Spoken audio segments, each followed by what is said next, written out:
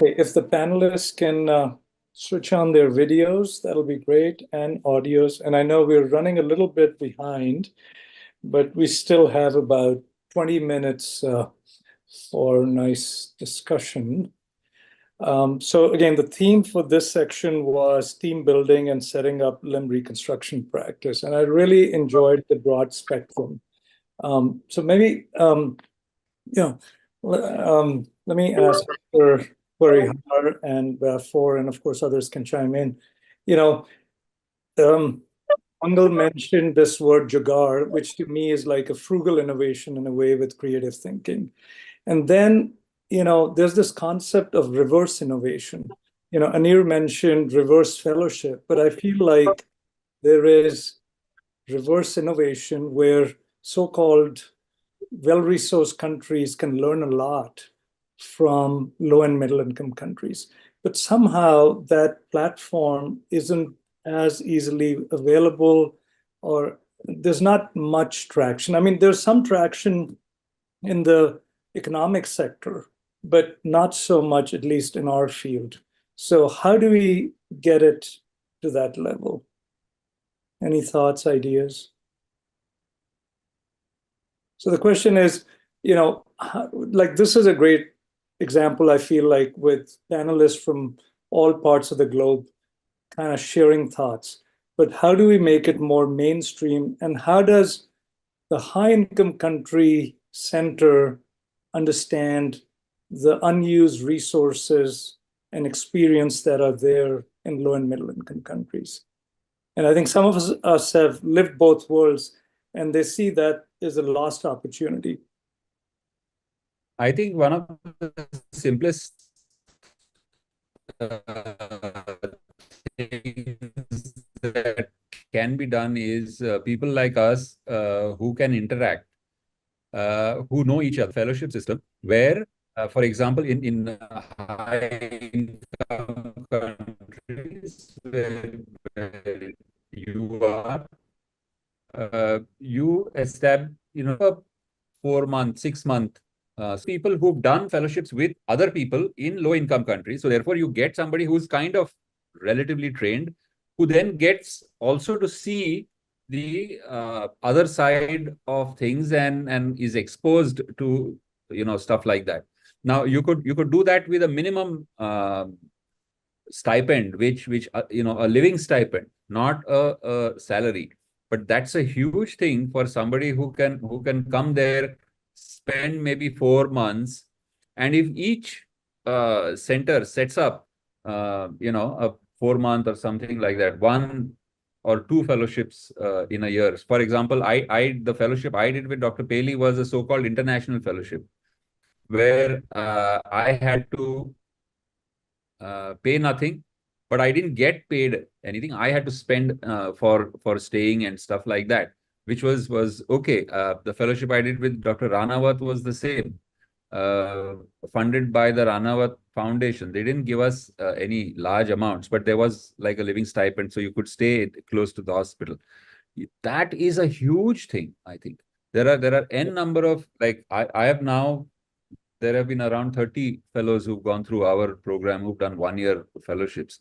Now, when these guys have finished 1 year, if they get 4 months to 6 months, to go abroad and see other people working, and the reverse can also work. When I don't know whether people who are there would be interested in coming and seeing how things work here, but if that can, if there are people who are interested, we are the people who can be the bridge. Yeah, no, that's true. And I mean, one of your fellows says that I'd like to go. Go ahead.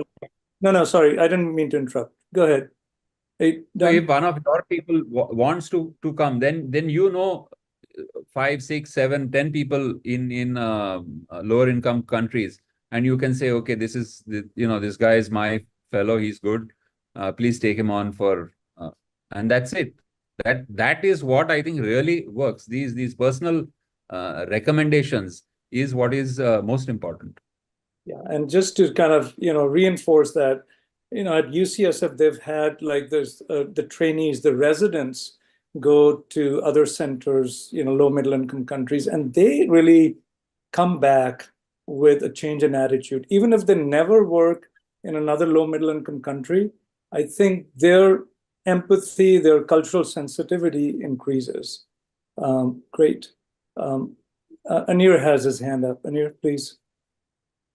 Yes, so from my experience, I think one of the most important things about getting trained as a limb deformity surgeon is getting hands-on experience.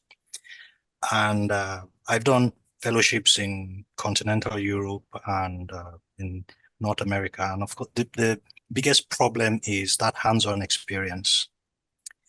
In the US, you kind of need licensing, and it's there's no distinction with a specific specialty-based experience versus general licensing. And I think if that changes, I think it would be very impactful in getting this north-south transfer of skill and knowledge going.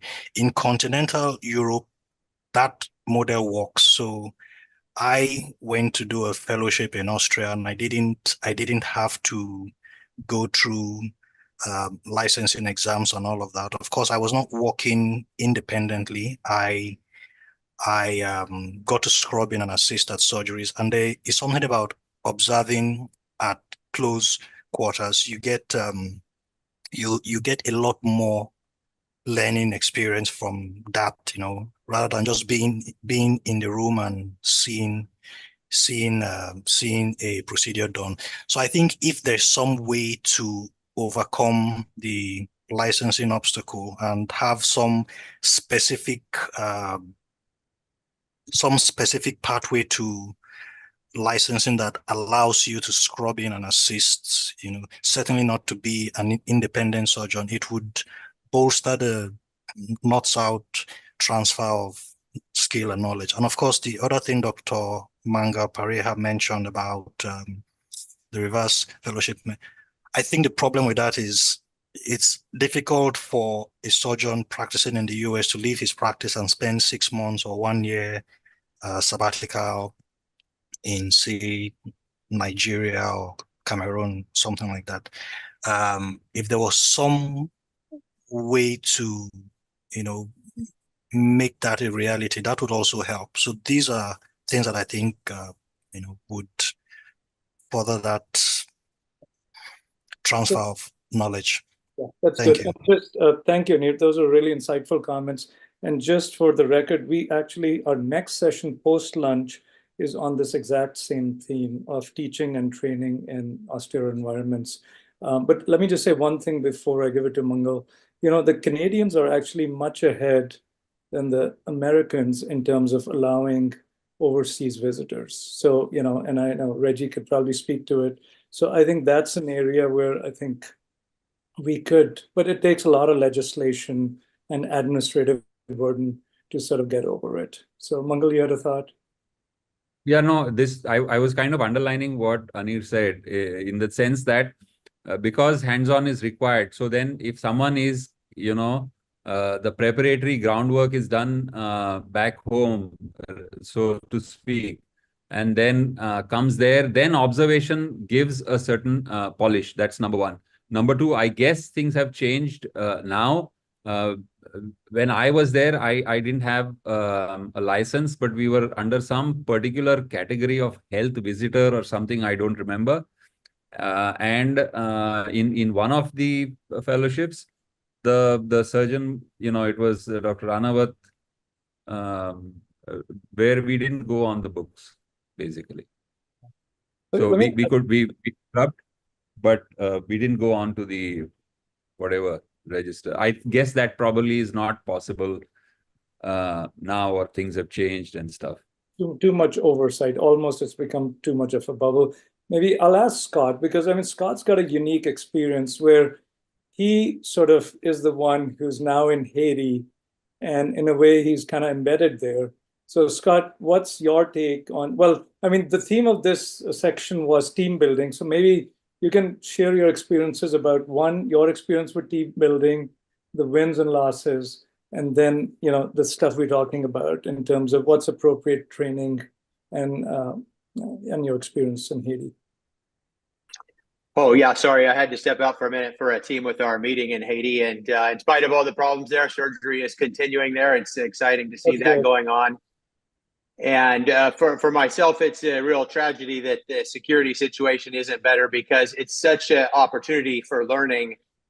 And we're in a location where there's lots of difficult and challenging pathology that you see in many countries around the world, and even occasionally in the United States. And we've had a teaching program at our hospital with local residents as well as residents from the United States. I had a fellow as well that spent a year with me that was from Loma Linda after finishing residency, and also another fellow from Haiti that's now working in the northern part of the country. So the joy of one of the joys of working outside the United States is having less of this oversight and allowing more firsthand experiences. And I can say, if the security situation in our country were better, it would be an amazing experience, as I'm sure it is in Mumbai and some other places, for people from some of these other countries to come and learn and have a really rich academic interchange. And I think it's an opportunity that we don't really have in the United States. We need to keep pushing for it. And I think there's possibilities to make it better in certain ways, but there's also a lot of barriers to it. Yeah, that's great. You know, the other thing I thought would be interesting is, you know, people talk about the North-South relationship, where, let's say, somebody from a low middle income country comes to a high income country for training versus a South-South relationship and, you know, traveling. And we did a little survey where it was interesting that people in the South somehow would still prefer, some of them, to come to the North than to go to another country with similar environment, similar pathology, similar resources. So I wonder if that's one, true, and number two, is that a good thing or a bad thing? Should we encourage more South-South partnerships and let high-income countries just be a conduit and a platform, if they can't sort of have people scrub in cases? Yeah, I can tell you that for the fellow that we had from Haiti, for him to come and work at our hospital with us for 6 months before going into practice in the northern part of the country was far more valuable than any experience that we could have given him in the United States. He was working in an environment where he sees similar types of problems, where he sees resources gathered with available technology. I mean, a lot of it at our hospital does come from the, you know, foreign sources, but it was a practical approach to taking care of problems in this environment. I think, of course, we all like to travel to different countries and see different things. And so we shouldn't necessarily dampen the opportunities for that. But I would say that really, for a practical learning experience, some of these, quote, South-South opportunities, especially the ones that are a little bit longer term and where you have a lot of hands-on. And our hospital now is creating a network around the entire country of Haiti for these residents that have spent time with us, people that have done fellowships with us, to use us as a source of referral for difficult cases, a source of certain supplies and materials that we can have interchange, getting advice, you know, when we have relationships with each other. That's much more effective as well. Okay, Anir has his hand up. Anir, please go ahead. Yeah, and I think just to stress the importance of the North-South relationship and not to diminish the value of the South-South relationship. So the North-South relationship, you are essentially observing the ideal, the tip of the spear, you know, if I can use that phrase to refer to what limb reconstruction is all about. And in that setting, you're able to walk through your mind, you know, what's going on, and then think back to your own local environment and see how you can modify what you're seeing. So the ideal, essentially, and how you can modify this back home. So I think both models are very good, but I don't, I will not go so far as saying one is better than the other. I think they both have important contributions to the narrative about training and things like that.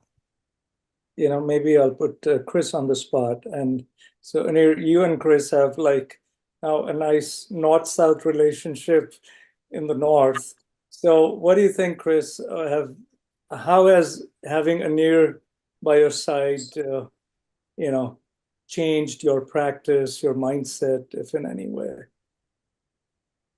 Well, I'm just privileged to work with a fully trained expert limb reconstruction surgeon by my side. So he can provide perspective from his experience. And, obviously he has a different background than I do. So he often can come up with creative solutions or different ideas that I may not, because I just don't share the same experience. So I just think exposing yourself to as many different places as possible helps your education. So whether it's north-south or south-south, but just the opportunity to work with different people in different environments is always going to improve yourself. So I think visiting other people or visiting other countries is something that we should all do as part of our practice. Yeah, no, absolutely. And I think the other part that sort of came up earlier, I think it was Anir. So people who have more time for the reverse visitation are people who are sort of slowing down their career, but are still healthy enough to travel. And I think, some programs are trying to sort of target that audience who have, great experience and don't have all the clinical responsibilities, and is a nice way to ease into retirement. So there's a comment in QA. All right, go ahead. What's it?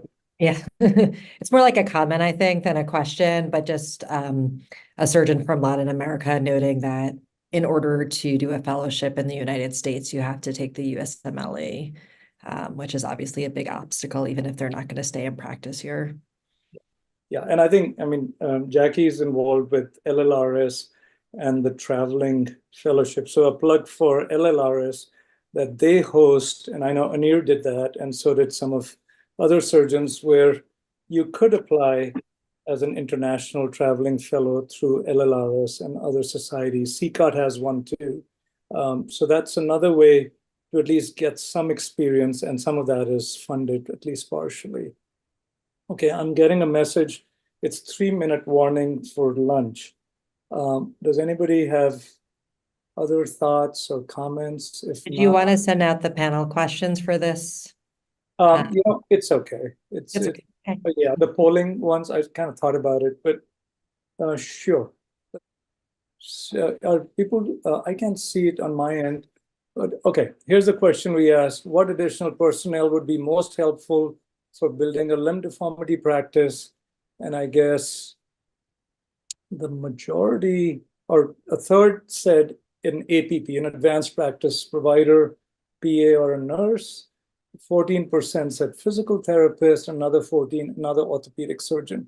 So actually that is worthy of discussion for another time, I think. But that's insightful.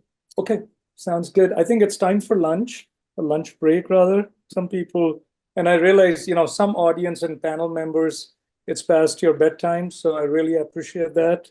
But we'll be coming back in about half an hour at Pacific time, 11 a.m. for the next talk. So actually start a minute early for the third session, which is on teaching and training limb reconstruction in austere environments. And it'll be a great session. Okay, thanks guys. Great session. Take care. Bye-bye.